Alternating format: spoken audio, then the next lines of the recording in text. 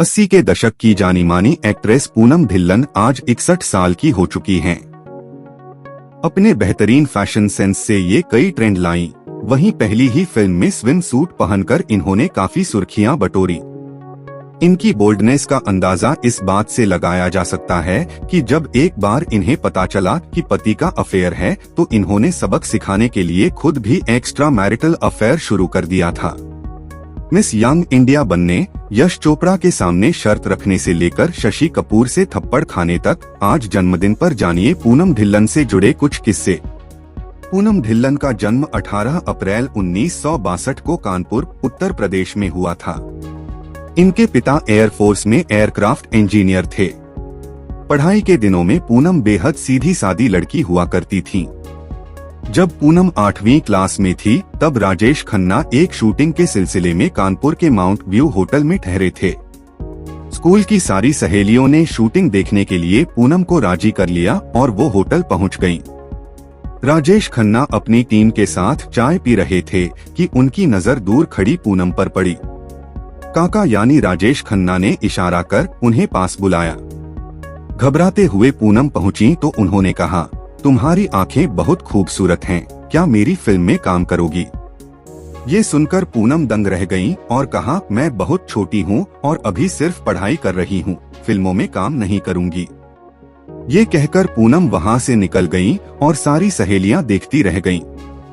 सालों बाद जब वो फिल्मों में आईं और उनकी राजेश से दोबारा मुलाकात हुई तो सुपरस्टार होने के बावजूद उन्हें वो किस्सा याद था। राजेश खन्ना और पूनम ने साथ में फिल्म दर्द, निशान, जमाना, अवाम, रेड रोज, जय शिव शंकर में काम किया है। 1978 में पूनम ढिल्लन ने मिस यंग इंडिया का खिताब हासिल किया था। दरअसल उस समय पूनम चंडीगढ़ में रहती थीं। उस दौर में ब्यूटी पेजेंट, मॉडलिंग और फिल्मों के नाम सिर्फ मैगजीन या अखबारों में ही छपते थे। जैसे ही पूनम को पता चला कि शहर में मिस यंग इंडिया कॉन्टेस्ट हो रहा है तो उन्होंने इसे देखना चाहा, लेकिन आम जनता को कोई इनविटेशन नहीं था। ऐसे में पूनम और उनकी दोस्तों ने सोचा कि क्यों ना पार्टिसिपेट कर लें, ऐसे में उन्हें शो भी देखने को मिलेगा। पूनम गईं और जीत गईं, लेकिन अब दिक्कत ये थी कि ये खबर घर वालों को पता चलेगी तो उनके गुस्से का सामना करना पड़ेगा। खैर, पूनम की जीत से घर वाले काफी खुश हुए थे। मिस यंग इंडिया बनने के बाद जब इन पर यश चोपड़ा की नजर पड़ी तो उन्होंने तुरंत अपनी अगली फिल्म त्रिशूल ऑफर कर दी। पहले तो पूनम ने ऑफर ठुकरा दिया, लेकिन यश के बार बार कहने पर उन्होंने एक शर्त रख दी। शर्त ये थी कि वो सिर्फ स्कूल की छुट्टियों में ही शूटिंग करेंगी। जाहिर है कि यश मान गए और पूनम ने त्रिशूल फिल्म से बॉलीवुड डेब्यू किया। 16 साल की उम्र में पहली ही फिल्म में इन्होंने स्विम सूट पहना था। 10वीं क्लास में ही ये फिल्मों की जानी मानी हस्ती बन गई थीं। यश चोपड़ा के साथ की गई पूनम की कम बजट की दूसरी फिल्म नूरी जबरदस्त हिट रही और इसके लिए उन्हें बेस्ट एक्ट्रेसेस का नॉमिनेशन और फेम मिला। त्रिशूल फिल्म की शूटिंग के समय शशि कपूर ने पूनम को थप्पड़ मारा था। वैसे तो ये थप्पड़ स्क्रिप्ट का हिस्सा था, लेकिन यश चोपड़ा ने शशि कपूर से कहा था कि इस सीन को एक बार में परफेक्शन से करें। परफेक्शन की चाह में शशि ने पूनम को असली और जोरदार थप्पड़ मार दिया। पूनम को जैसे ही शशि का भारी भरकम हाथ पड़ा तो वो दंग रह गईं और उनके एक्सप्रेशन कैमरे में कैद हो गए। शॉट खत्म होते ही शशि ने उनसे माफी मांगी और मामला समझाया था। हिंदी सिनेमा में 1985 से 86 के समय वैनिटी वैन की शुरुआत करने का क्रेडिट पूनम ढिल्लन को ही दिया जाता है। वैनिटी वैन आने से पहले एक्ट्रेसेस को आउटडोर शूटिंग में कपड़े बदलने और दूसरे कामों में काफी दिक्कतें आती थीं। जब पूनम ने पहली वैनिटी बनवाई तो अमिताभ बच्चन ने उसका उद्घाटन किया था। अनिल कपूर और श्रीदेवी भी इसमें शामिल हुए थे।